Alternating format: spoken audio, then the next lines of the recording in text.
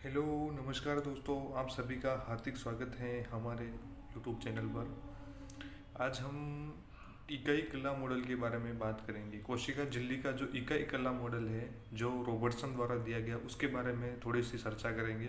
उससे पहले हमने सैंडविच मॉडल के बारे में जो दोस्तों डेनियल और डॉसन ने दिया था उसके बारे में बात कर चुके हैं। आज हम इकाई कला मॉडल के बारे में बात करेंगे जिसके प्रतिपादक हैं रॉबर्टसन। दोस्तों, रॉबर्टसन नामक वैज्ञानिक ने इसका प्रतिपादन किया। उसके बाद दोस्तों चित्र की तरफ देखेंगे तो जो ये चित्र के चारों तरफ हैं, ये इस गोले के चारों तरफ है, ये माना कि एक सेल कोशिका है। सेल कोशिका है, ठीक है दोस्तों।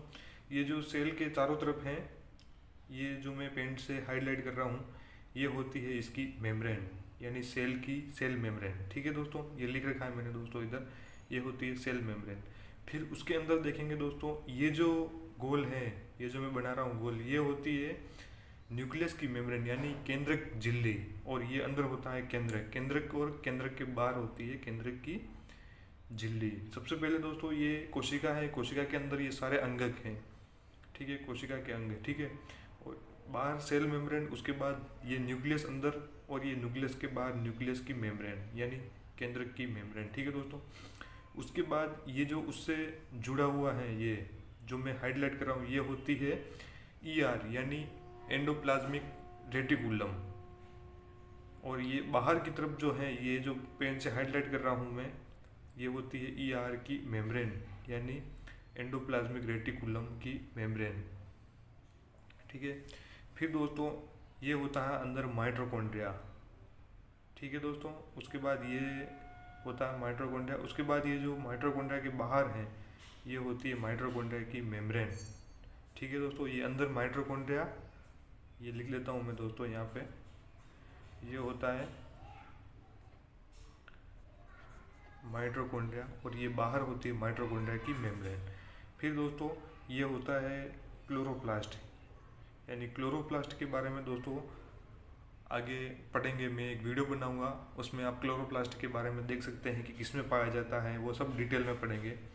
लेकिन ये जो क्लोरोप्लास्ट होता है, ये अंदर होता है क्लोरोप्लास्ट, और ये बाहर जो क्लोरोप्लास्ट की मेम्ब्रेन होती है, ठीक है दोस्तों। इस प्रकार कोशिका की जो झिल्ली होती है, ये बाहर जो कोशिका झिल्ली होती है और कोशिकांगों की झिल्ली, ये आपस में संरचनात्मक और क्रियात्मक रूप से समान होती है। क्या दोस्तों इसका मतलब, इधर देखिए एक बार चित्र की तरफ, ये जो कोशिका के चारों तरफ ये मेम्ब्रेन है, ये मेम्ब्रेन और ये जो कोशिका के सभी अंगों के बाहर जो मेम्ब्रेन बताई मैंने दोस्तों, ये जो न्यूक्लियस की मेम्ब्रेन है, ईआर की मेम्ब्रेन है, और ये माइटोकॉन्ड्रिया, ये क्लोरोप्लास्ट की मेम्ब्रेन है, ये सभी संरचनात्मक और क्रियात्मक रूप से समान होती है। ये दो शब्द ध्यान में रखने दोस्तों, ये संरचनात्मक और क्रियात्मक रूप से समान होती है।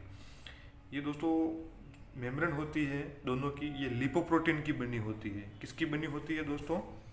लिपोप्रोटीन की। और ये जो मेम्ब्रेन होती है उस पर फॉस्फोलिपिड फॉस्फोलिपिड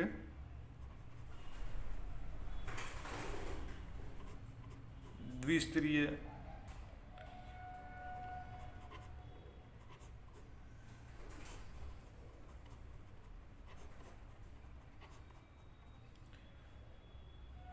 फॉस्फोलिपिड की द्विस्तरीय झिल्ली या परत पाई जाती है। रासायनिक संगठन में अलग अलग होती है।